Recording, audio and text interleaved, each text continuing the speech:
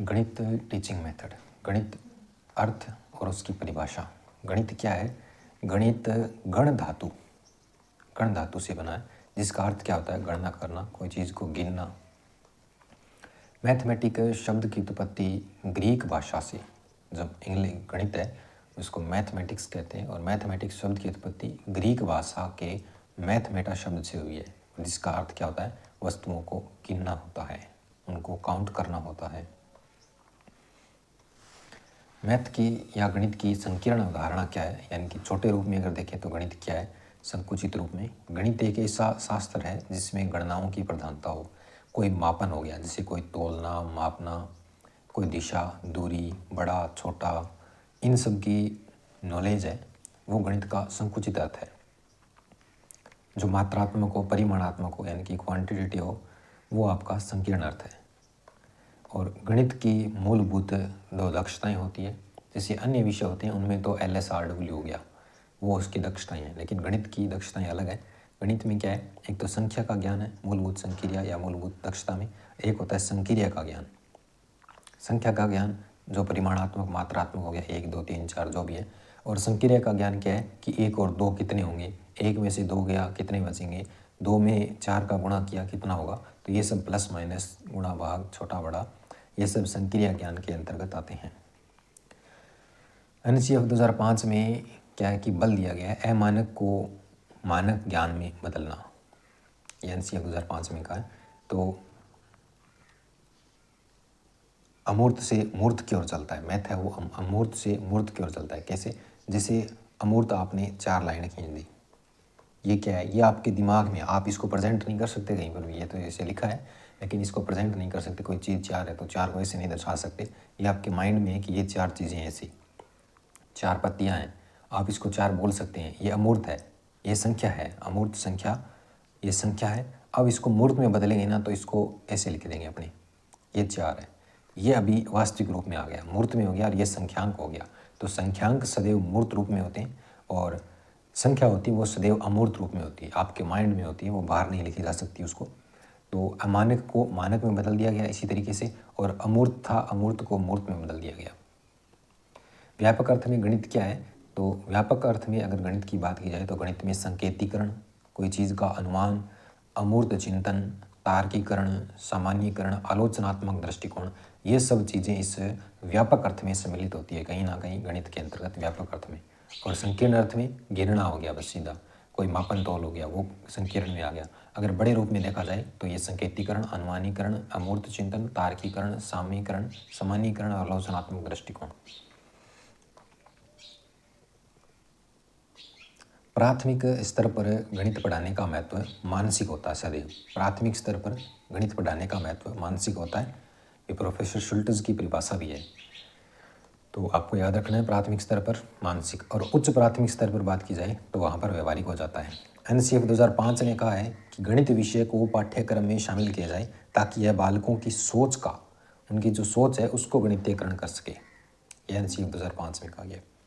प्रारंभिक एवं माध्यमिक शिक्षा के सार्वभौमिकरण के लक्ष्य को गणित को अनिवार्य रूप से विद्यालय पाठ्यक्रम का अंग बनाया जाए, ऐसा कहा गया है। प्रारंभिक और माध्यमिक शिक्षा के सार्वभौमिकरण के लिए गणित को अनिवार्य रूप से विद्यालय पाठ्यक्रम का अंग बनाया जाए, शिक्षाविद एवं गणितज्ञों का मत है ये। बर्ट्रैंड रसेल की एक पुस्तक है, गणितज्ञ थे ये, उनकी एक पुस्तक है an introduction to mathematical philosophy. तो ये इनकी पुस्तक है, और इन्होंने इसमें कहा है कि प्रत्येक बालक है वो गणित सीख सकता है, प्रत्येक बालक को गणित सीखना चाहिए, और प्रत्येक गणित बालक की सोच का तार्किकरण करता है, ठीक है, उसमें तर्क करने की क्षमता को बढ़ाता है। महत्वपूर्ण परिभाषाएं क्या क्या है? होगबेन है, उन्होंने परिभाषा दी है कि गणित सभ्यता एवं संस्कृति का दर्पण है। होगबेन, दर्पण, दर्पण में देखना क्या है? बेन है, तो होगबेन सभ्यता संस्कृति का दर्पण। रोजर बेकन, बेकन यानी कि लोकर, लोकर की होती है कुंजी, तो गणित समस्त विद्वानों का सिंह द्वार अथवा कुंजी है। गणित समस्त विद्वानों का सिंह द्वार अथवा कुंजी है। और गैलीलियो से आपको याद रखना है गैलेक्सी, गैलेक्सी यानी कि ब्रह्मांड। तो गणित वो भाषा है जिससे परमेश्वर ने संपूर्ण जगत अथवा ब्रह्मांड को लिख दिया है, और लोक ने कहा है कि गणित वो मार्ग है जिसके द्वारा बालकों के मन या मस्तिष्क में तर्क करने की आदत का विकास किया जाता है। तो जो मस्तिष्क है उसको लोक किया जाता है, तो मस्तिष्क में तर्क करने की आदत का विकास किया जाता है, ये लोक की परिभाषा है। फिर कांट ने कहा है कि विज्ञान उतना ही यथार्थ है जितना वह गणित का प्रयोग करता है। कांट कैन नॉट यथार्थ, विज्ञान उतना ही यथार्थ है जितना वह गणित का प्रयोग करता है। और नेपोलियन ने कहा है कि गणित की उन्नति के साथ देश की उन्नति का घनिष्ठ संबंध है। तो देश की उन्नति किसने की थी? नेपोलियन ने की थी। और प्रोफेसर यंग ने वो लोह वाष्प वाली परिभाषा दी है। यंग है तो लोह वाष्प आएगा वहाँ पर। लोह वाष्प तथा विद्युत के युग में जिधर देखो उधर गणित नजर आता है। यदि गणित रूपी इस रीढ़ की हड्डी को निकाल दिया जाए तो संपूर्ण भौतिक सभ्यता का अंत हो जाएगा। पियर्स, गणित वह विज्ञान है जिसकी सहायता से आवश्यक निष्कर्ष निकाले जाते हैं। गणित वो विज्ञान है जिसकी सहायता से आवश्यक निष्कर्ष निकाले जाते हैं। पीकर के विज्ञान के निष्कर्ष निकालता है पियर्स, तो आवश्यक निष्कर्ष निकाले जाते हैं। और डटन, ये ज्ञान नहीं शक्ति पर डटे रहो। ज्ञान नहीं, आपको सिर्फ शक्ति पर डटे रहना। तो गणित शिक्षण का वास्तविक उद्देश्य ज्ञान प्राप्त करना नहीं वरन शक्ति प्रदान करना है। प्लेटो, अब आप एक प्लेट खाना खा लिया उसके बाद आप सो गए, तो जहाँ पर सुषुप्त आत्मा आए वहाँ पर प्लेटो की परिभाषा होगी। जैसे गणित एक ऐसा विषय है जो मानसिक शक्तियों को प्रशिक्षित करने का अवसर प्रदान करता है। एक सुषुप्त आत्मा में चेतना या नवीन जागृति का उत्पन्न करने का कौशल गणित ही प्रदान करता है। वेदांग, जो वेदु है वो मोर जैसा है, पतला सा है, तो वेदांग ज्योतिष के अनुसार जिस रूप में मयूरों के सिर पर मुकुट शोभायमान होता है तथा सर्पों के सिर पर मणियाँ, वही सर्वोच्च स्थान वेदांग नाम से परिचित विद्वानों में गणित का है। मार्शल स्टोन ने कहा है मार्शल मूर्त अमूर्त मार्शल, मूर्त अमूर्त की बात मार्शल करता है। तो गणित एक ऐसी अमूर्त व्यवस्था का अध्ययन है जो कि अमूर्त तत्वों से मिलकर के बनी है और इन तत्वों को मूर्त रूप में परिभाषित किया गया है। ये मार्शल स्टोन की परिभाषा है। प्रोफेसर शुल्टज है, उन्होंने कहा गणित की शिक्षा प्राथमिक रूप से मानसिक शक्तियों को विकसित करने के लिए की जाती है या दी जाती है। गणित के तथ्यों का ज्ञान देना इसके बाद ही आता है। प्राथमिक रूप से मानसिक शक्तियों को विकसित करने का काम किया जाता है प्राथमिक स्तर पर, उसके बाद में उसके फैक्ट का ज्ञान दिया जाता है। ये शुल्टज ने कहा है।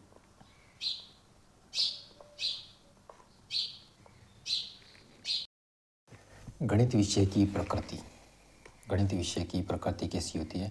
प्रत्येक विषय की अपनी एक विशिष्ट संरचना होती है जिसका सीधा संबंध उस विषय की प्रकृति से जुड़ा होता है।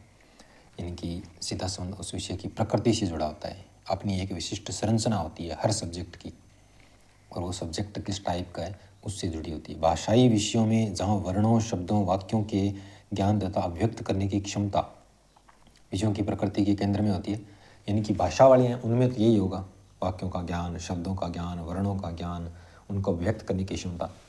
वहीं पर्यावरण जैसा विषय है ना, तो उसमें क्या होगा कि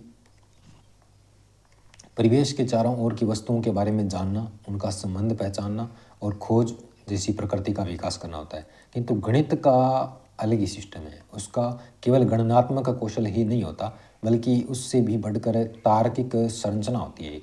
एक फिक्स तार्किक संरचना होती है। गणित विषय की प्रकृति को समझने के लिए महत्वपूर्ण कुछ पॉइंट है जो निम्न है। गणित की प्रत्येक शाखा स्वयं सिद्ध अभिग्रहित से शुरू होती है, यानी कि स्वयं सिद्ध कथन होते हैं। ऐसे गणितीय विचार जिन्हें सिद्ध करने की आवश्यकता नहीं होती। ऑलरेडी 2 और 2 4 होता है ना, तो वो 4 ही होगा, वो कभी 6 नहीं हो सकता। तो ये अपने आप में सिद्धि होती है, बिना सिद्ध किए उन्हें सत्य माना जाएगा। इन्हीं स्वयं सिद्धियों को आधार मानते हुए अन्य गणितीय सिद्धांतों और निष्कर्षों की प्राप्ति की जाती है। अगर आपको 2 की स्क्वायर निकालनी है और आप 2 और 2 4 पे अटके पड़े तो आप नहीं कर सकते। आपको उसको स्वयं सिद्ध 2 और 2 4 मानना ही है, उसके बाद आगे की प्रोसेस शुरू की जाएगी। फिर प्रत्येक राशि संख्या अपने किसी अंश भाग से सदैव बड़ी होती है। प्रत्येक राशि या संख्या अपने किसी अंश या भाग से सदैव बड़ी होती है। ठीक है, प्रत्येक राशि अपने सभी अंशों का कुल योग होती है। मान लीजिए 4 है तो इसका अंश 2 हो गया, 2 + 2 ये 4 हो गया, तो इनका कुल योग है वो ये राशि होगी। दो सरल रेखाएं एक दूसरे को केवल एक ही बिंदु पर काट सकती है। अगर सरल रेखा है ना तो वो एक ही बिंदु पर काटी है, अगर वक्र रेखा है तो वो बहुत सारे बिंदुओं पर काट सकती है इसे। दो सकेंद्रित वृत्त कभी एक दूसरे को नहीं काटते। सकेंद्रित, जिनका केंद्र एक हो वो कभी नहीं काटेंगे, तो ये इसको नहीं काट सकता, बाहर वाले को, ना अंदर वाला इसको काट सकता। गणित की अपनी एक भाषा है तथा गणितीय संकेत चिन्ह सूत्र विशिष्ट निष्कर्ष निकालते हैं। गणित की अपनी एक भाषा होती है और वो गणितीय संकेत चिन्ह सूत्र विशिष्ट एक निष्कर्ष निकालते हैं।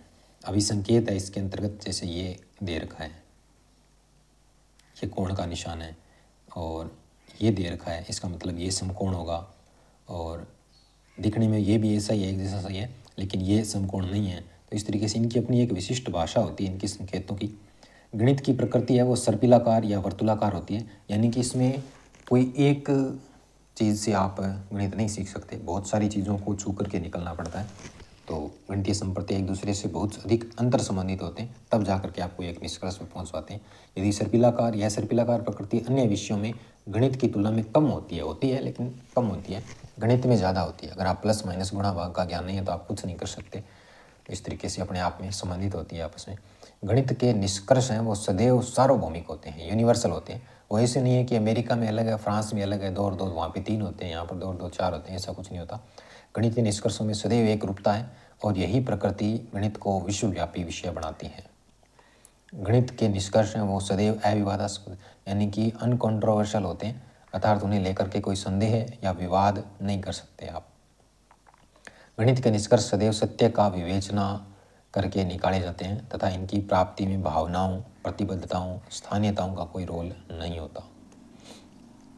गणित में सदैव क्रमबद्धता, तार्किकता, सटीकता और शुद्धता होती है। गणित में सदैव तार्किकता, क्रमबद्धता, सटीकता और शुद्धता होती है और गणित सदैव अमूर्त अवधारणाओं को मूर्त रूप में व्यक्त करने की शक्ति प्रदान करता है। 3 जैसे 3 डॉट दे रखे हैं, ये अमूर्त है, ये संख्या है और इसको 3 में ऐसे कन्वर्ट करना, ये मूर्त हो जाएगा और ये संख्यांक हो जाएगा। गणित एक आगमनात्मक प्रक्रिया है, यानी कि सामान्यीकरण की क्षमता, जनरलाइजेशन आगमनात्मक प्रक्रिया है। विज्ञान की अनेक शाखाओं जैसे भौतिकी, रसायन, भूगर्भ शास्त्र, खगोलिकी आदि का आधार है, जो बेस है वो गणित ही है, इसके ऊपर ही आधारित होती है। गणित अनेक तथ्यों के आधार पर संप्रत्यय निर्माण की प्रक्रिया है। संप्रत्यय यानी कि कॉन्सेप्ट निर्माण की प्रक्रिया वैज्ञानिक दृष्टिकोण का आधार होता है। गणित है वो वैज्ञानिक दृष्टिकोण का आधार है। शिक्षण विधियाँ मेथड, शिक्षण की ऐसी युक्तियाँ, तरीके जो विषय वस्तु को एक निश्चित प्रकार से प्रेषित करती है, एक फिक्स पैटर्न में आपको कुछ ज्ञान प्रदान करेगी, शिक्षण के उद्देश्यों को प्राप्त भी करती है। ये पूर्व नियोजित होती है, पहले से निर्धारित होती है और पूर्व निर्धारित प्रक्रिया होती है ये पूर्णतः। इसके फिक्स पैटर्न या सोपान होते हैं, चरण होते हैं, उसी तरीके से प्रदान की जाती है और स्वयं में स्वतंत्र होती है, विषय वस्तु की प्रकृति के अनुरूप होती है। अब हिंदी की शिक्षण विधियाँ अलग है, मैथ की अलग है, इस तरीके से कंटेंट है उसके अनुसार अलग से विधियाँ होती हैं। अच्छी शिक्षण विधियों की विशेषताएं क्या क्या होती है? शिक्षण के उद्देश्यों की प्राप्ति में सक्षम हो, यानी कि शिक्षण विधियाँ वो उस उद्देश्य को प्राप्त कर सके, विद्यार्थियों को ज़्यादा से ज़्यादा एक्टिव रखती हो, सक्रिय रखे, विषय वस्तु की प्रकृति के अनुकूल हो, जैसा सब्जेक्ट है उसके अनुसार हो, व्यवहार के तीनों पक्षों संज्ञानात्मक, भावनात्मक और क्रियात्मकता का विकास करती हो, मनोवैज्ञानिकों अर्थात बालकों की तर्क एवं चिंतन रुचियों आदि का विकास करती हो, व्यक्तिक भिन्नता के सिद्धांतों को दृष्टिगत रखती हो, अर्थात जो पृथक पृथक स्तर के बालकों का ध्यान रखती हो, लेवल के अनुसार करवाती हो, लेवल का पूरा ध्यान रखती हो, सामाजिक गुणों का विकास, ठीक है, शिक्षण विधियाँ सामाजिक गुणों का विकास करती हो और अनुशासनात्मक गुणों का भी विकास करती हो, अल्प व्यय यानी कि ज़्यादा पैसा खर्च न हो फालतू का। प्राविधियाँ क्या होती है? टेक्निक, ये पूर्व निर्धारित नहीं होती, जैसे शिक्षण विधियाँ पूर्व निर्धारित होती है, प्रविधियाँ पूर्व निर्धारित नहीं होते, बल्कि तात्कालिक आवश्यकता पर इसको अपनाया जाता है। शिक्षण विधियों की सहायक होती है ये टेक्निक। फिर आते हैं उपागम। उपागम होता है वो सब चीज़ें मिक्स करके आती है, अप्रोच कहते हैं जिसे, सिद्धांत भी आते हैं, नियम भी आते हैं, विधियाँ भी आती है, प्राविधियाँ भी आती है, मूल्यांकन भी होता है, तो ये सब उपागम के अंतर्गत आता है।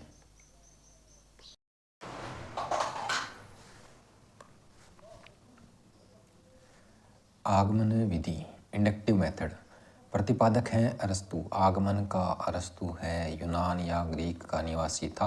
आगमन विधि को गणित शिक्षण की सर्वश्रेष्ठ विधि माना जाता है।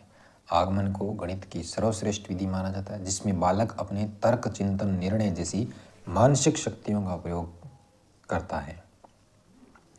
गणित की सर्वश्रेष्ठ है, पहले खुद उदाहरणों का प्रयोग करो, फिर नियम बनाओ, ऐसा कुछ सिस्टम रहता है इसमें। तर्क, निर्णय, चिंतन शक्ति, इनका विकास करते हैं। आगमन सामान्य अनुमान की प्रक्रिया है। आगमन सामान्यतः अनुमान की प्रक्रिया है। बालक विभिन्न घटनाओं, स्थितियों में एक समान विशिष्ट पैटर्न को पहचानता है, बार बार उदाहरण करता है तो उसको समझ आ जाता है कि ये पैटर्न है, इस पैटर्न से ये सवाल हल हो रहा है, तो उसके आधार पर नियम बना लेता है, यानी कि सामान्यीकरण कर लेता है और एक सिद्धांत अथवा नियम की स्थापना करता है। जैसे 2 + 1 3, 4 + 3 7, 6 + 5 11, 8 + 7 15। तो बार बार इन्होंने विषम और विषम का योग किया है, तो योग क्या आएगा? सदैव विषम आएगा। ये इक्वेशन बन गई इसकी। और जैसे 3 भुजा वाला त्रिभुज होता है, 4 भुजा वाला चतुर्भुज होता है और ये 5 भुजा वाला पंचभुज होता है। तो जितनी भुजाएं होती हैं उसको 180 से गुणा करना है।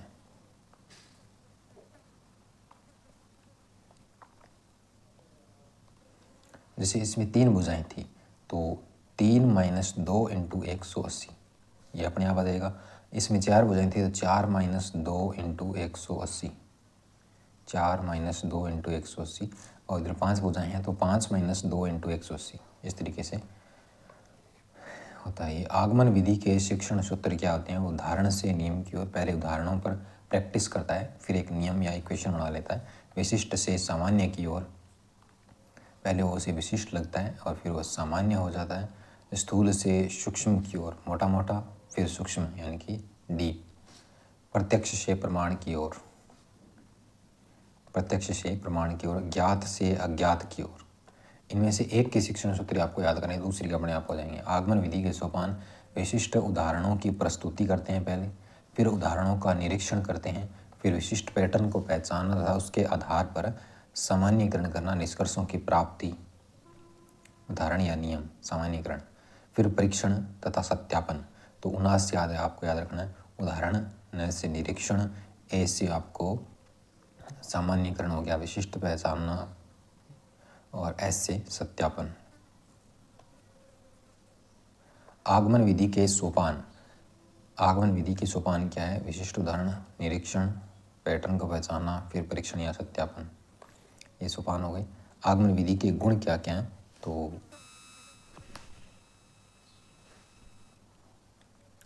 मनोवैज्ञानिक विधि है जो बालकों की मानसिक शक्तियों जैसे तर्क, चिंतन, निर्णय क्षमता का विकास करती हो। तो ये एक मनोवैज्ञानिक विधि है। इस विधि से अर्जित ज्ञान है वो क्या होता है? स्थायी होता है और अध्यापक व छात्र दोनों एक्टिव रहते हैं इसमें। खोज का मार्ग मानी जाती है ये, और वैज्ञानिक दृष्टिकोण तथा अनुसंधानात्मक दृष्टिकोण का विकास करती है बच्चों में। और कुछ वैज्ञानिक विधियों जैसे ह्यूरिस्टिक विधि, प्रयोगशाला विधि, इनका आधार होता है। नवीन खोज आगमन विधि से होती है। तो नवीन खोज, ह्यूरिस्टिक विधि, प्रयोगशाला विधि, इनमें आगमन विधि इनका आधार होती है। नवीन संप्रतियों, अवधारणाओं का परिचय देने की सर्वश्रेष्ठ विधि मानी जाती है और प्राथमिक और उच्च प्राथमिक कक्षाओं के लिए श्रेष्ठ विधि है। प्राथमिक और उच्च प्राथमिक, औसत और पिछड़े बालकों के लिए भी ये श्रेष्ठ विधि है आगमन विधि। और आगमन विधि के दोष क्या क्या हैं? सूत्रों, सिद्धांतों तक पहुंचने की प्रक्रिया लंबी होती है, जिससे समय अधिक लगता है। जिससे क्या होता है? समय अधिक लगता है। पाठ्यक्रम का विकास धीमी गति से होता है और इस विधि पर आधारित पाठ्य पुस्तकें कम मिलती हैं। प्रशिक्षित अध्यापकों की आवश्यकता पड़ती है। प्रशिक्षित अध्यापकों की आवश्यकता पड़ती है। उसके बाद है निगमन विधि, जिसके प्रतिपादक हैं प्लेटो, यूनानी। निगमन प्लेटो, यूनानी। आगमन अरस्तु, ग्रीक। निगमन यूनानी, प्लेटो। आगमन की ठीक विपरीत विधि है और इसमें बालकों को सर्वप्रथम किसी वस्तु, सिद्धांत, सूत्र का ज्ञान करा दिया जाता है। तत्पश्चात उससे आंकड़ों के मान रख करके विभिन्न उदाहरणों से समस्या का समाधान किया जाता है। यानी कि पहले नियम, फिर उदाहरण। निगमन विधि के शिक्षण सूत्र ठीक आगमन विधि के उल्टे होंगे। वो उदाहरण से नियम है तो ये नियम से उदाहरण है, वो स्थूल से सूक्ष्म है तो ये सूक्ष्म से स्थूल की ओर है, वो विशिष्ट से सामान्य की ओर है तो ये सामान्य से विशिष्ट की ओर है, वो प्रत्यक्ष से प्रमाण की ओर है, ये प्रमाण से प्रत्यक्ष की ओर है, और ये अज्ञात से ज्ञात की ओर है। निगमन विधि के सोपान क्या क्या हैं? तो निगमन में नाश, नियम, फिर निरीक्षण, फिर अवधारणा यानी कि आंकड़ों के मान करके समस्या के समाधान तक पहुंचना, और ऐसे आपका सत्यापन, विभिन्न उदाहरणों के द्वारा सत्यापन, नाश और नाश, ये याद रखना है। निगमन विधि के गुण, सरल, संक्षिप्त, व्यवहारिक विधि मानी जाती है। सरल, संक्षिप्त और व्यवहारिक, गणित शिक्षण की प्राचीन और परंपरागत विधि, समस्याओं का हल तीव्र गति से प्रस्तुत करती है। पाठ्यक्रम का समय पर पूर्ण करना और उच्च कक्षाओं में गणित शिक्षण के लिए उपयोगी मानी जाती है। उच्च कक्षाओं में गणित सिखानी हो तो उसके लिए ये बेटर है। प्राथमिक और उच्च प्राथमिक के लिए आगमन विधि बेटर है, जबकि उच्च कक्षाएं हैं उनमें निगमन बढ़िया है। अधिकांश पाठ्य पुस्तकें हैं वो इस पर आधारित होती हैं। निगमन विधि के दोष क्या क्या हैं? तो ये एक तो अमनोवैज्ञानिक विधि है, तर्क, चिंतन, कल्पना, मानसिक शक्तियों का विकास, यानी कि माइंड पर इतना प्रेशर नहीं डालती है। निगमन दोष और आगमन के गुण ये महत्वपूर्ण रहेंगे। रटने की प्रवृत्ति को बढ़ावा देती है, केवल रूल बताती है, केवल यंत्रवत प्रक्रिया है, यानी कि रूल बता दिया, रूल में अप्लाई करो, आंसर आ जाएगा। केवल अनुकरण का मार्ग है, शिक्षक का अनुकरण करना होता है बस। अर्जित ज्ञान स्थायी नहीं होता, परमानेंट नहीं होता। छोटी कक्षाओं के लिए अनुपयुक्त विधि है, काम उनके लिए काम की नहीं होती, उनके लिए आगमन ही बेटर है। अध्यापक केंद्रित विधि है ये, और सक्रिय अधिगम को प्रोत्साहित नहीं करती, एक्टिव नहीं रहता बंदा इसमें। खोजी प्रवृत्ति या वैज्ञानिक दृष्टिकोण का विकास नहीं करती, जितना आगमन विधि करती है उतना ये नहीं करती। उसके बाद विश्लेषण मेथड या विश्लेषण विधि, एनालिसिस मेथड। विश्लेषण का शाब्दिक अर्थ है खंड खंड करना, छोटे छोटे भागों में बांटना। विश्लेषण, खंड खंड करना गणित शिक्षण की एक श्रेष्ठ विधि मानी जाती है, जिसमें किसी जटिल समस्या को खंड खंड कर उसके प्रत्येक खंड का हल निकाल कर समाधान किया जाता है। छोटे छोटे टुकड़ों में कोई समस्या का समाधान करना आसान होता है। इस विधि में बालक अपने तर्क, चिंतन जैसी मानसिक शक्तियों का उपयोग करते हुए क्यों तथा कैसे जैसे प्रश्नों का उत्तर खोजते हुए समस्या समाधान तक पहुंचते हैं। इस प्रकार चरणबद्ध रूप से प्रक्रिया का पालन करते हैं। उसके बाद शिक्षण सूत्र, अज्ञात से ज्ञात की ओर, अज्ञात से ज्ञात की ओर, निष्कर्ष से अनुमान की ओर, अज्ञात निष्कर्ष से तज्ञात तथ्यों की ओर, ये इसके शिक्षण सूत्र रहते हैं। विश्लेषण विधि के सोपान क्या क्या है? पहचान, खंड, हल, समाधान। पहचानो, खंड करो, हल निकलेगा, फिर समाधान हो जाएगा। समस्या की पहचान करो, जटिल समस्याओं के छोटे छोटे खंड करो और प्रत्येक खंड का हल ज्ञात करो और समस्या पूरी तरीके से सॉल्व हो जाएगी। विश्लेषण विधि के गुण, मनोवैज्ञानिक विधि है ये, बालकों के तर्क एवं चिंतन का विकास करती है। समस्या का खंड खंड करने से उसका हल ज्ञात करना तुलनात्मक रूप से सरल हो जाता है।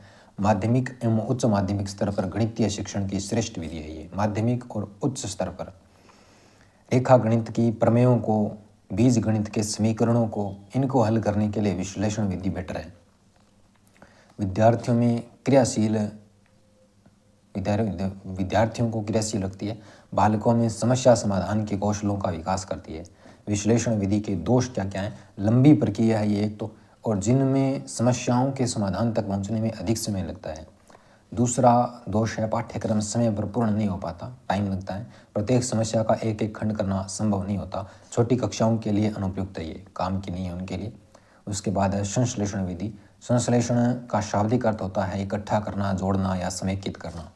विश्लेषण विधि की ठीक विपरीत विधि है, जिसमें विश्लेषण से प्राप्त छोटे छोटे खंडों के हलों को समेट कर एक नवीन निष्कर्ष की स्थापना की जाती है।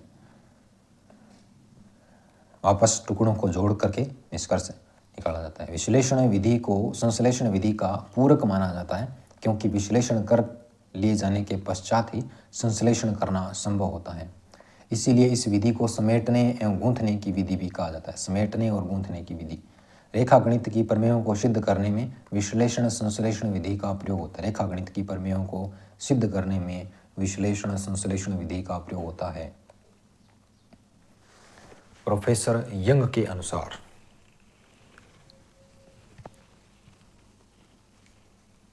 जहाँ सूखी घास में से तिनका बाहर निकाला जाता है, वहीं विश्लेषण विधि में तिनका स्वयं सूखी घास से बाहर निकलना चाहता है।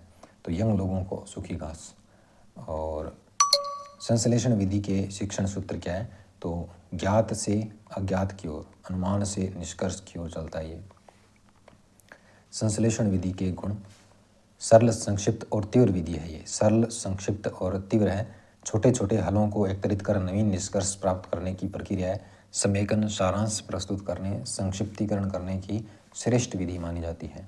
समस्याओं का हल है वो शीघ्र प्रस्तुत करती है और पाठ्यक्रम समय पर पूर्ण करती है। संश्लेषण विधि के दोष क्या हैं? ये तो अमनोवैज्ञानिक विधि है जो तर्क, चिंतन आदि का विकास नहीं करती, वापस जोड़ने का काम करती है। तो ये इतना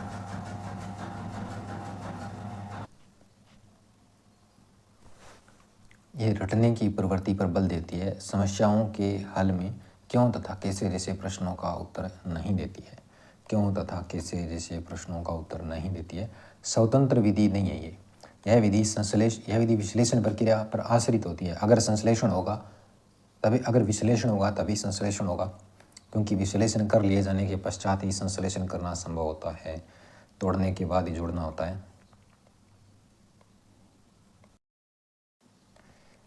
3 चीज़ें होती हैं: शिक्षण की विधियाँ, शिक्षण की प्राविधियाँ और शिक्षण के उपागम। अपनी शिक्षण की विधियाँ पढ़ चुके हैं जो पूर्व निर्धारित होती है, पूर्व नियोजित होती है और निश्चित सोपान होते हैं जिनके चरण होते हैं। फिर आती है शिक्षण की प्राविधियाँ, टेक्निक होती है।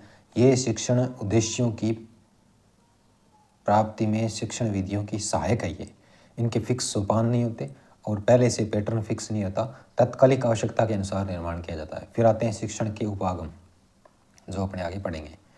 शिक्षण के उपागम: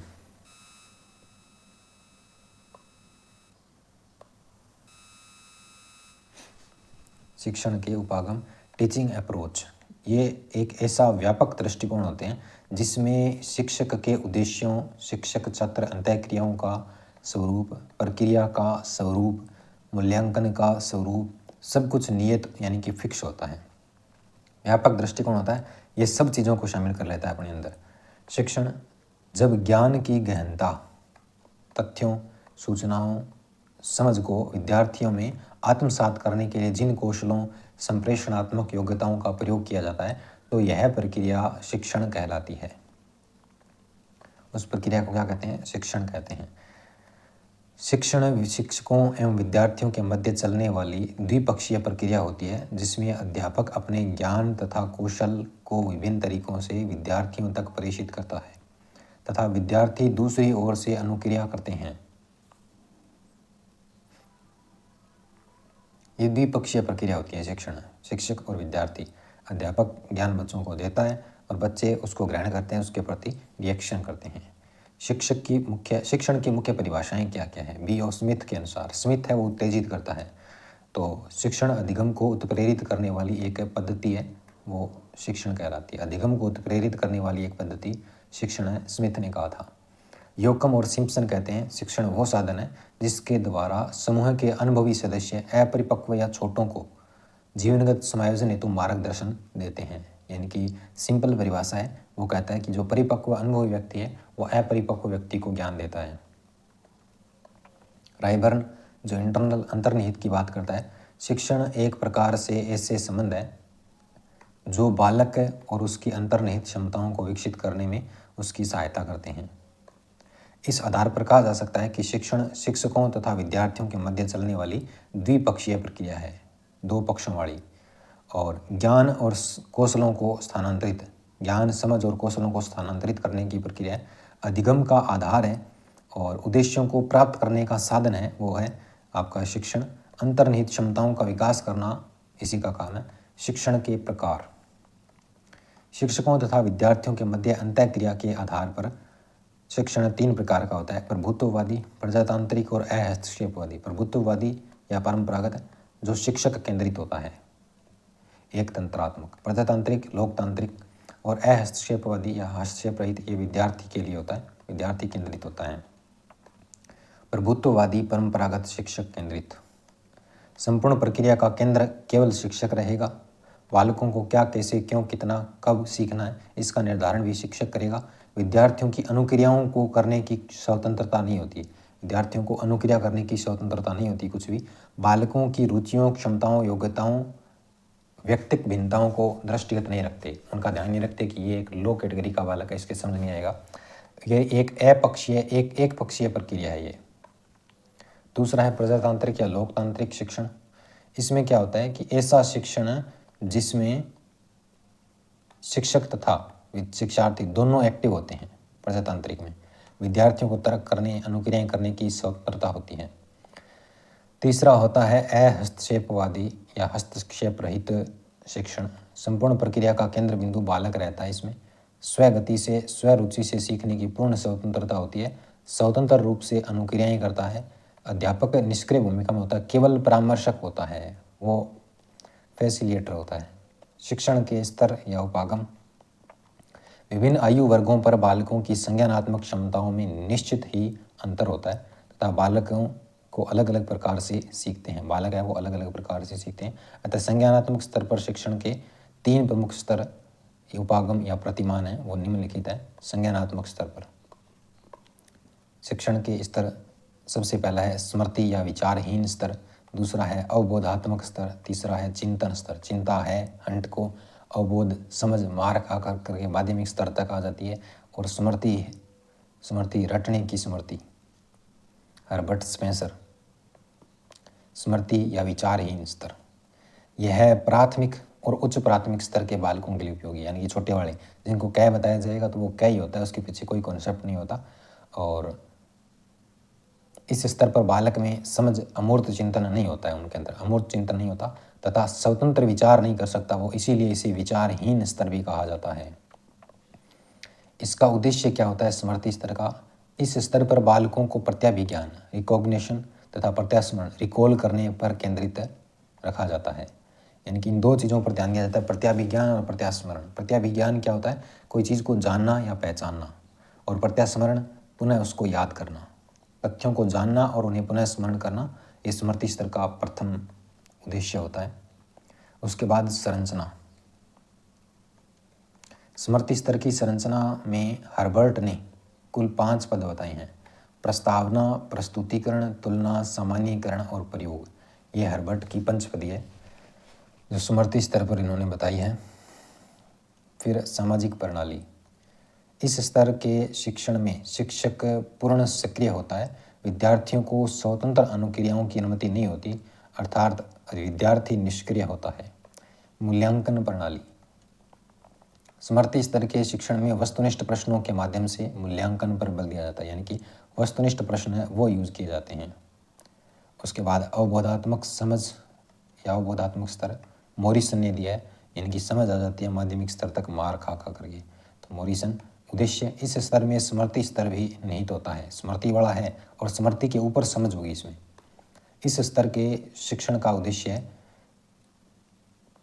बालकों की समझ का विकास करना होता है, अर्थात जिन तथ्यों, सूचनाओं, ज्ञान को उसने ग्रहण किया है, यहाँ अब वह उन पर समझ विकसित करके उनका उपयोग कर सकेगा, और यह माध्यमिक के लिए होती है। संरचना। मॉरिसन ने इस स्तर की संरचना निम्न 5 पदों में बताई है। अन्वेषण, प्रस्तुतिकरण, आत्मसात्करण, संगठन और वर्णन, ये 5 पद बताए हैं। फिर सामाजिक प्रणाली। अवबोध स्तर के शिक्षण में शिक्षक तथा विद्यार्थी दोनों सक्रिय रहते हैं तथा विद्यार्थियों को स्वतंत्र अनुक्रियाएं करने तथा तर्क करने की अनुमति होती है। मूल्यांकन प्रणाली। अवबोध स्तर के मूल्यांकन में वस्तुनिष्ठ प्रश्नों के साथ साथ लघुतरात्मक प्रश्नों को भी समावेश होता है। चिंतन स्तर। इस स्तर के शिक्षण के समय तक बालक परिपक्व हो चुके होते हैं, तीसरा स्तर है, तो वो उसके ऊपर तर्क वितर्क करता है, अमूर्त चिंतन करने की क्षमता आ जाती है उसमें। इस स्तर पर शिक्षण उच्च माध्यमिक स्तर के लिए उपयोगी होता है। इस प्रकार का उद्देश्य क्या रहते हैं इसके? इस स्तर के शिक्षण का उद्देश्य बालकों के स्वतंत्र चिंतन, सृजनात्मक चिंतन, आलोचनात्मक दृष्टिकोण, निर्णय क्षमता, समस्या समाधान, इनकी योग्यता का विकास करना होता है उसमें। इस स्तर में स्मृति स्तर तथा अवबोध स्तर दोनों निहित होते हैं।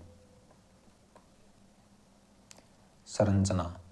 हंट ने चिंतन स्तर के शिक्षण के निम्न 4 पद बताए हैं। चिंतन स्तर होता है, उसके 4 पद हैं। तो समस्या या परिस्थिति की उपस्थिति होती है सबसे पहले। समस्या के समाधान के लिए उचित उपकल्पनाओं का निर्माण करते हैं। उपकल्पनाओं हेतु प्रदत्तों आंकड़ों का संकलन और उपकल्पनाओं का परीक्षण, समस्या समाधान तक पहुंचना।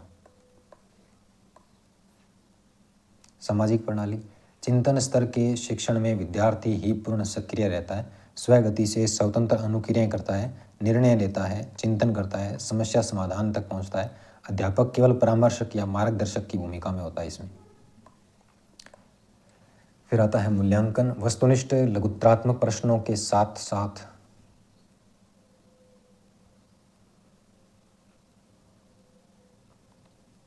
प्रमुख तौर पर निबंधात्मक प्रश्नों का भी समावेश होता है इसमें। गणित को जानने निर्धारित करने की पद्धतियां।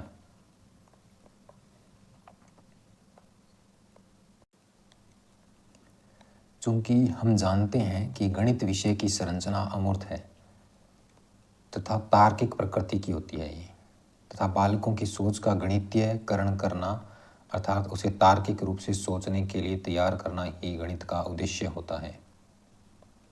एक बालक जब विद्यालय में 5-6 वर्ष की आयु में प्रवेश लेता है तब तक वह बहुत कुछ सीख चुका होता है, किंतु उसका ज्ञान अमानक स्वरूप में होता है जिसका मानकीकरण करना विद्यालय या शिक्षक का काम होता है।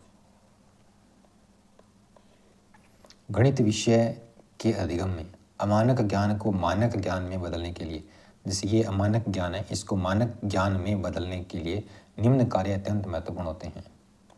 सबसे पहले अनुमान लगाना।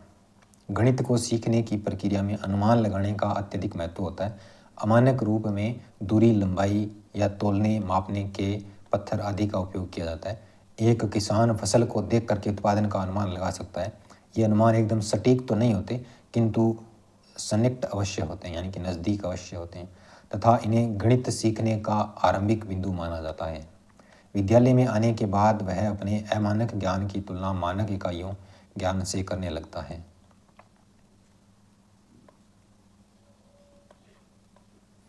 विशिष्ट पैटर्न पहचानना या निर्धारित करना, समझना। गणित में पैटर्न निर्धारित करना बालकों के आगमनात्मक चिंतन और सामान्यीकरण की क्षमता का भी विकास करता है। जैसे 3, 5, 7, 9 आगे क्या आएगा वो अपने आप अनुमान लगा लेंगे। ये इस तरीके से हो रहा है तो इससे आगे क्या आएगा उससे उसका अनुमान लगा लेंगे। तो ये एक विशिष्ट पैटर्न पहचानने की प्रक्रिया है। उपपत्ति तथा तर्कों द्वारा उपकल्पनाओं को सिद्ध करना। गणित सीखने की प्रक्रिया में यह उच्चतर पद्धति मानी जाती है जिसमें बालक किसी उपकल्पना को सिद्ध करने के लिए प्रमाण व तर्कों का सहारा लेता है। इस पद्धति में वह गणितीय सिद्धांतों को स्थापित करता है। गणितीय अवधारणाओं पर व्यावहारिक समझ पैदा करना, अवबोध पैदा करना। फिर आते हैं गणित के उपागम, गणित का अधिगम का निर्मितवादी उपागम। मनोविज्ञान में निर्मितवादी उपागम विचारधारा के प्रमुख विद्वान जीन पियाजे और लेव वाइगोत्स्की माने जाते हैं। निर्मितवादी उपागम के इस विचारधारा का मूल विचार यह है कि ज्ञान कोई भी बाहरी वस्तु या अवधारणा नहीं है, बल्कि बालक द्वारा अपने पूर्व अनुभवों की वातावरण से की गई अंतःक्रिया का परिणाम है। ये निर्मितवादी उपागम है। जीन पियाजे और लेव वाइगोत्स्की ने कहा ज्ञान उसके अंदर संचरित होने वाली क्रिया है तथा प्रत्येक बालक की वातावरण से अंतःक्रिया भी भिन्न होती है, फलस्वरूप उसके प्रत्येक ज्ञान भी विशिष्ट और दूसरों से भिन्न रहता है। NCF 2005 ने भी अपने सिद्धांतों में निर्मितवादी विचारधारा को आधार माना है।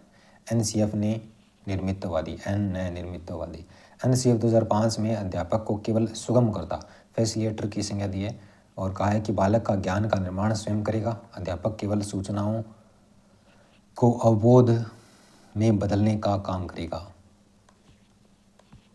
कोई बालक जब विद्यालय में आता है, जब अपने साथियों, अध्यापकों को परिवेश में स्थित सामग्रियों के संपर्क में आता है और व्याख्यान, प्रदर्शन, क्रियात्मक गतिविधियों की प्रक्रिया में गुजरता है तो प्रारंभिक गतिविधियों, अवधारणाओं का निर्माण करने लगता है। जब कोई बालक स्कूल में आता है तो अपने साथियों, अध्यापकों, परिवेश में स्थित सामग्रियों के संपर्क में आता है और बहुत सारे व्याख्यान, प्रदर्शन और क्रियात्मक एक्टिविटी से गुजरता है तो उसमें गणित की जो प्रारंभिक अवधारणा है ना वो बढ़ने लग जाती है। बालक छोटे समूह को बड़े समूह का अनुमान लगा सकता है कि ये छोटा समूह ये बड़ा है। संक्रियाओं से गुजरने लगता है, प्लस माइनस, जोड़ भाग, गुणा घटाव, इन सब से। ज्ञान निर्माण की प्रक्रिया में बालक सक्रिय भागीदार की भूमिका निभाता है। चारों ओर का परिवेश उसके गणितीय ज्ञान का स्रोत होता है। वो मान लीजिए स्कूल में आज फल बांटे हैं तो उसे 4 फल मिले तो वो उनको गिनेगा 4 हैं, 1 खा लेगा 3 है। ज्ञान निर्माण एक सतत प्रक्रिया, लगातार ज्ञान का निर्माण होता है। ये निर्मितवादी उपागम था, यानी कि स्वयं निर्माण करके बालक ज्ञान को सीखता है या बढ़ाता है, स्वयं निर्माण करता है। दूसरा उपागम है आगे वेन हील का शिक्षण मॉडल। 1984 में नीदरलैंड के वेन हील ने यूट्रिच विश्वविद्यालय में बालकों के रेखा गणितीय तार्किकरण के विकास, ज्यामितीय आकृतियों के समझ के संबंध में चिंतन का अध्ययन किया और कहा कि बालक जब रेखा गणितीय आकृतियों को पहली बार देखता है तो वहाँ से उसके ज्यामितीय चिंतन, तार्किकता का क्रमिक विकास शुरू हो जाता है और जैसे जैसे बालक बड़ा होता जाता है उसकी मानसिक शक्तियों का विकास होता जाता है, वैसे वैसे उसकी रेखा गणितीय तार्किकता विभिन्न स्तरों से गुजरती रहती है। वेन हील ने इस तार्किकता के विकास के स्तर को 5 स्तरों में बांटा है। 5 स्तर कौन कौन से हैं? तो पहला है दृश्यीकरण, दूसरा है विश्लेषण, तीसरा है अमूर्तीकरण, चौथा है निगमनीकरण, पांचवा है कलिष्टता। 5 स्तर हैं: दृश्य, विश्लेषण, अमूर्ति, निगमनीकरण और कलिष्टता। और ये निम्नतम स्तर से उच्च स्तर की ओर सेट किए गए हैं। रेखा गणितीय तार्किकता के विकास के सोपान: पहले दृश्यीकरण, फिर विश्लेषण, अमूर्तीकरण, अनौपचारिक निगमन, निगमनीकरण, औपचारिक निगमन और फिर कलिष्टता। दृश्यीकरण क्या होता है, विजुअलाइजेशन क्या होता है? इस स्तर पर बालक जब किसी वस्तु आकृति को देखता है तो उसके मानस चित्रण में वह आकृति बैठ जाती है तथा इस मानस चित्रण से भिन्न होने पर वह उन आकृतियों को पूर्व धारणा से जोड़ नहीं पाता। तो बच्चे ने देखा कि त्रिभुज ऐसा होता है, सबसे पहले उसने ऐसा देखा, उसके मन में आ गया कि त्रिभुज ऐसा होता है। उसके बाद अगर बाई चांस त्रिभुज समकोण आ गया, वो कहेगा ये तो नहीं है, ये उससे मैच नहीं होता। बालक को त्रिभुज ऐसा बताने के बाद अन्य चित्र से मिलता जुलता दिखाने पर वह मना करता है तो वह उसका लेवल 1 दृश्यीकरण स्टेज है। वो इस अवस्था में बालक को केवल मानस चित्रण, फोटोटाइप पर निर्भर रहता है। वह विश्लेषण या जांच पड़ताल नहीं कर पाता कि यह त्रिभुज है, दूसरा भी त्रिभुज ही होता है, लेकिन उसे पता नहीं होता। फिर लेवल 2 आता है। इस स्तर पर होता है विश्लेषण। इस स्तर पर बालक आगमनात्मक तर्क करने में सक्षम हो जाता है। आगमनात्मक, वह रेखा गणितीय आकृतियों की विशेषताओं को पहचानने लगता है तथा विश्लेषण करता है। जैसे 4 भुजा की ऐसी आकृति जिसमें आमने सामने की भुजा बराबर हो, प्रत्येक कोण 90 डिग्री का हो, वो आयत है। आमने सामने की भुजा बराबर होगी। वर्ग में चारों भुजाएं समान तथा प्रत्येक कोण 90 डिग्री का होगा। किंतु लेवल 2 में बालक इस विपरीत तर्क करने में सक्षम नहीं होता। इस तरह कि प्रत्येक वर्ग एक आयत भी है किंतु प्रत्येक आयत वर्ग नहीं है, ये सब चीज़ें नहीं होती उसमें। लेवल 3 होता है अमूर्तीकरण, अनौपचारिक निगमन। इस स्तर पर बालक कुछ सीमा तक निगमनात्मक तर्क करना शुरू कर देता है। वह यह स्थापित कर लेता है कि प्रत्येक वर्ग एक आयत है और प्रत्येक आयत एक वर्ग नहीं है, वो लेवल 3 है। इस स्तर पर बालक की अमूर्त सोच विकसित होने लगती है। वह विभिन्न ज्यामितीय आकृतियों के परस्पर संबंधों को समझने लगता है। लेवल आता है 4 निगमनीकरण, औपचारिक निगमन। इस स्तर पर बालक पूर्णतः निगमनात्मक चिंतन करने में सक्षम हो जाता है। निगमनात्मक ज्यामितीय प्रमेयों को सिद्ध करने में सक्षम हो जाता है। जैसे पहले सूत्र से निकालता है लेवल 3 और सूत्र का मेन कॉन्सेप्ट प्रमेय सिद्ध करता है लेवल 4 में। ये लेवल 3 और लेवल 4 है। अभी लेवल नंबर 5 है जिसमें कलिष्टता, कठोरता, दृढ़ता, रिगर, रेखा गणितीय तार्किकता, ज्यामितीय चिंतन का उच्चतम स्तर है। ये परिपक्व गणितज्ञ की तरह सोचता है वो। रेखा गणितीय प्रमेयों को विभिन्न प्रकार से व्यक्त करना, नई प्रमेयों को सृजन करने में भी सक्षम होता है। 5वें स्तर पर रेखा गणित को अन्य विषयों से पृथक करने में सक्षम हो जाता है वो।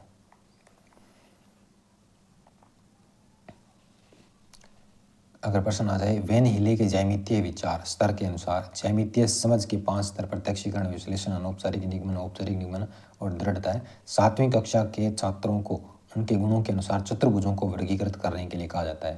यह छात्र वे नहीं लेके कौन से स्तर पर है, तो वो उसके विश्लेषण लेवल 2 पर है। शिक्षण अधिगम प्रक्रिया का 5E मॉडल, यह उपागम है।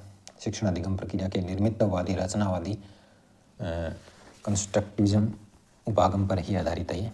इस उपागम में विद्यार्थियों को सीधे ही किसी संप्रत्यय अवधारणा का ज्ञान नहीं करवाया जाता, न ही उन्हें किसी समस्या का समाधान बताया जाता, बल्कि उन्हें स्वयं व्यक्तिगत रूप से समूह में कार्य करने, स्वयं समाधान खोजने का अवसर दिया जाता है। जो शिक्षण अधिगम प्रक्रिया का 5E मॉडल है उसके अंतर्गत ये निर्मितवादी यानी कि स्वयं ज्ञान का निर्माण उसके ऊपर आधारित है। इस संपूर्ण प्रक्रिया में अध्यापक केवल फैसिलिटेटर होता है और इस उपागम का यूज गणित, विज्ञान, सामाजिक विषयों पर समान रूप से किया जा सकता है। इस उपागम का यूज गणित, विज्ञान और सामाजिक विषयों पर समान रूप से किया जा सकता है। 5E मॉडल के तत्व। सबसे पहला तत्व क्या है? एंगेज, एक्सप्लोर, एक्सप्लेन, एलोबरेट और evolution. Engage, explore, explain, elaborate और एवोल्यूशन। पहले जुड़ाव, उनको तत्पर करना बच्चे को सीखने के लिए। फिर अन्वेषण, वो खोज करेगा, व्याख्या होगी, फिर विस्तार देंगे उसको और फिर मूल्यांकन करेंगे। ये 5E मॉडल के 5E है। यह श्रेष्ठ विद्यार्थी केंद्रित उपागम है। एंगेज क्या होता है? तो बालक को पूर्व ज्ञान से संबंधित प्रश्न कर उसे नवीन प्रकरण से जिज्ञासा उत्पन्न करना उसमें और सीखने के लिए तत्पर करना उसमें। यह सक्रिय अधिगम के लिए अभिप्रेरित करता है। एक्सप्लोर, अन्वेषण, खोज।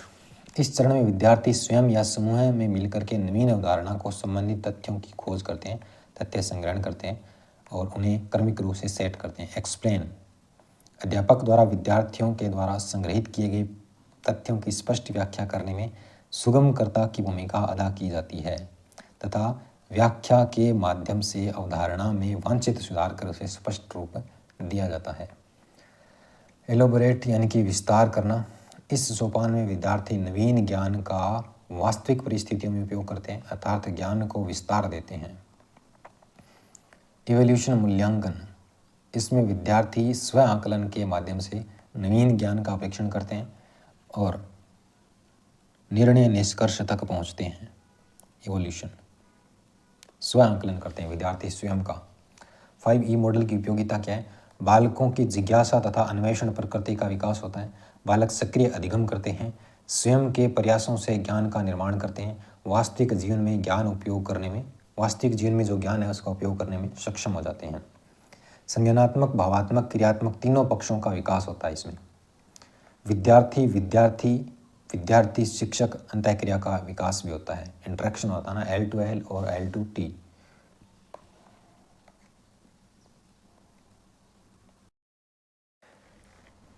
गणित शिक्षण की चुनौतियां।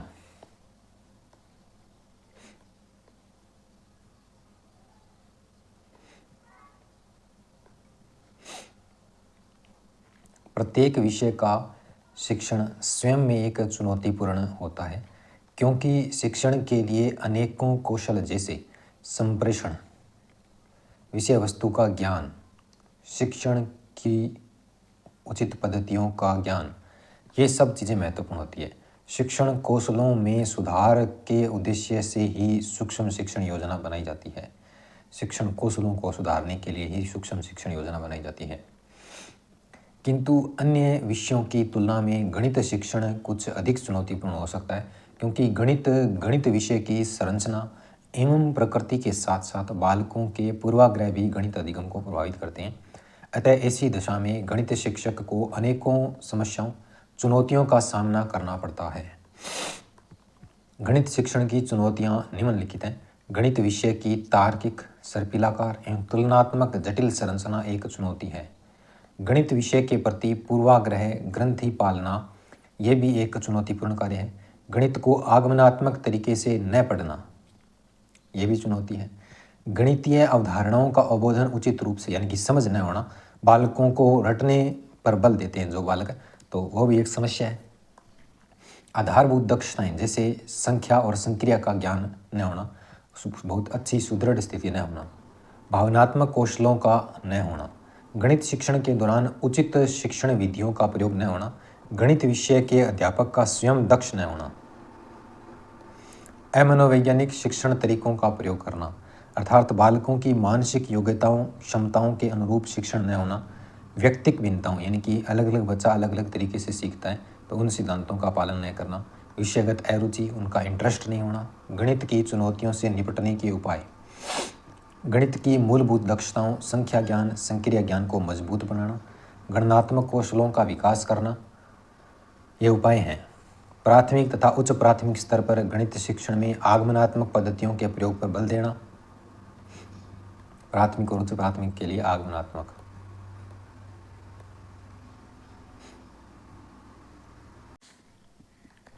गणित की जटिल अवधारणाओं को समझने के लिए श्रव्य दृश्य सामग्री का अधिकाधिक प्रयोग करना, असाधारण तथा पिछड़े और विमंदित बालकों के लिए शिक्षण की पृथक योजनाएं बनाना।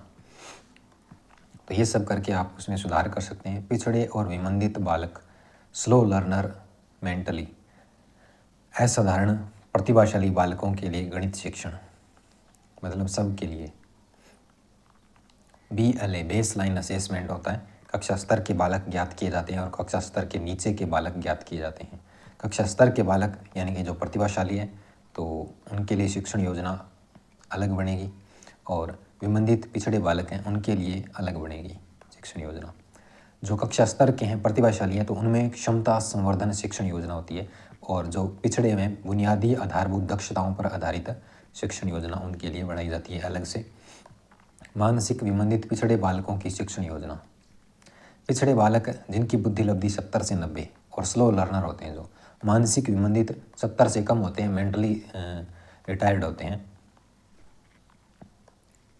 बुनियादी दक्षताओं पर आधारित योजना, गणित अधिगम में आने वाले प्रमुख अवरोधकों की पहचान करना, गणितीय चिन्हों संकेतों प्रतीकों अंकों का ज्ञान करवाना, मूलभूत संक्रियाओं जोड़ना घटाना गुणा भाग आदि पर दक्षता विकसित करना, गणनात्मक कौशलों का विकास करना, गणितीय अवधारणाओं को आगमनात्मक तरीके से पढ़ाना, उनको गणितीय समस्याओं के हल में बालकों द्वारा की जाने वाली त्रुटियों को महत्व देना तथा उन्हें डांटने के स्थान पर पुनर्बलन देना।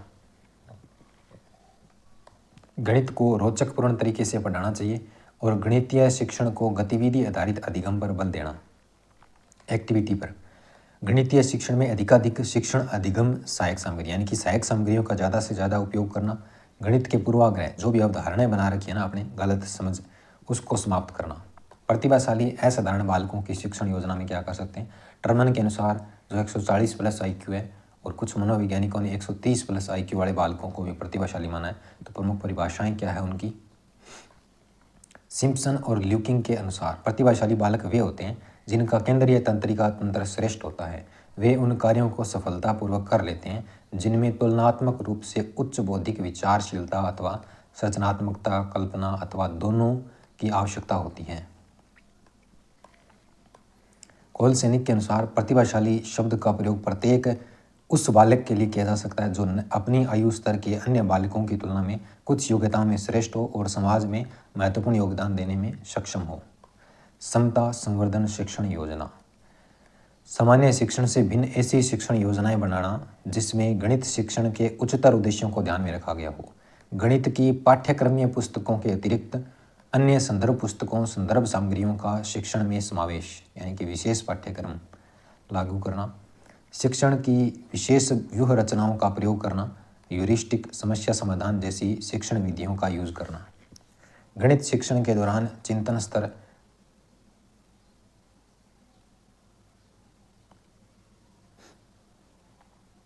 वाले गणितीय प्रश्नों का समावेश, मुक्त चिंतन स्तर युक्त